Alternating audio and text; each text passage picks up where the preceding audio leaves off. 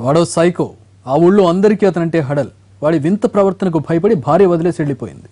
బీడీ ఇవ్వలేదన్న చిన్న కారణంతో ఓ వ్యక్తిని కిరోసిన్ పోసి చంపేశాడు. కొడుకు ఎలాంటి వాడైనా కన్న తల్లి ప్రేమగానే చూసుకుంటుంది. కానీ వాడు చివరకు తల్లిని కూడా వదలలేదు. అమ్మపైన అత్యాచారం చేయబోయాడు. అడ్డుకున్నందుకు కిరాతకంగా చంపేశాడు.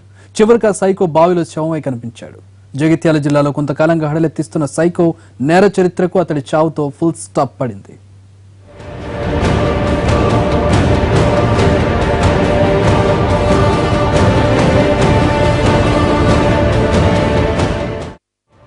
తల్లిపైనే అఘాయిత్యానికి ప్రయత్నించి ఆమె ప్రాణాలు తీసిన సైకో ఇతనే. పేరు కుంట శేఖర్. జగిత్యాల జిల్లా మేడిపల్లి మండలం పోరుమల్ల గ్రామస్తుడు.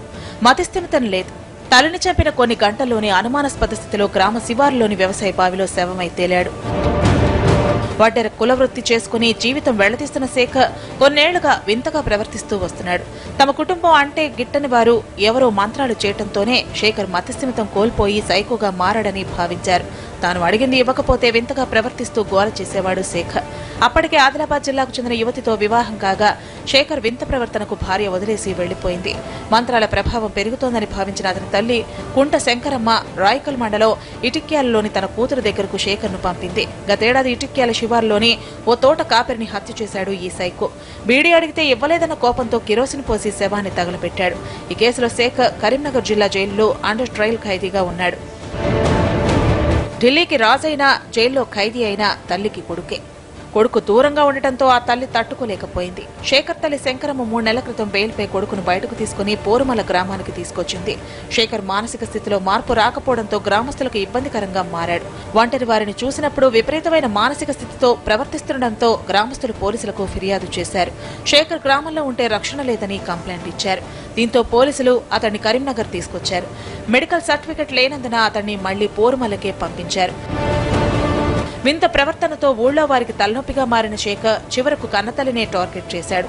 నిద్రిస్తున్న తల్లిపై అత్యాచార యత్నం చేశాడన్న ఆరోపణలున్నాయి. తల్లి ప్రతిఘటించడంతో పక్కనే ఉన్న సుత్తితో తలపై బలంగా కొట్టాడు. దీంతో ఆమె ప్రాణాలు కోల్పోయింది. ఉలితో తల్లి తలపై రంధ్రాలు చేసి వాటిని బియ్యంతో నింపి కర్కసత్వం చూపించాడు. ఆ తర్వాత పరారయ్యాడు. నెత్తికి రాకుంది. 3 నెలలు 6 నెలల దాకా అక్కడ ఉన్నాడు. 6 నెలలు అయినాక తీసుకొచ్చింది. వాళ్ళు ఏమనుకున్నారో ఎట్లా జరిగిందో ఇన్ని రోజులు అయితే మంచిగా ఉన్నారు. ఇక మా ఇంటికాడ నేనున్నా. ఎట్లా జరిగింది ఇక గీత దూరం తెచ్చుకున్నారు. ఆమెను చంపి మా అవ్వని చంపి నేను ఎందుకు ఉండాలా అని అనుకున్నాడు. ఇక ఆమె అనుకున్నాడు. ఇక ఇద్దరు అనుకొని ఒకళ్ళకొకళ్ళు వచ్చారు. సైకో శేఖర్ తల్లిని చంపాడన్న వార్త గ్రామస్తుల్ని ఉలిక్కి పడేలా చేసింది. సైకో చేష్టలతో మనుషుల ప్రాణాలు తీస్తున్న శేఖర్ కోసం గాలింపు ముమ్మరం చేశారు. శేఖర్ కోసం వెతుకుతుండగా పోరుమల్ల గ్రామ శివారులోని వ్యవసాయ బావిలో అనుమానాస్పద స్థితిలో శవమై తేలాడు. ఇన్నాళ్లు వింత చేష్టలతో ఊళ్లో వాళ్లను వేధించిన శేఖర్ చివరకు కామవాంఛ తీర్చుకోవడానికి తల్లినే టార్గెట్ చేసి చివరకు ఆమె ప్రాణాలు తీయటం సంచలనంగా మారింది. ఆ తర్వాత శేఖర్ ఆత్మహత్య చేసుకున్నాడా లేదా అతన్ని ఎవరైనా బావిలో తోసేశారా అన్నది ప్రస్తుతానికి మిస్టరీగా మారింది.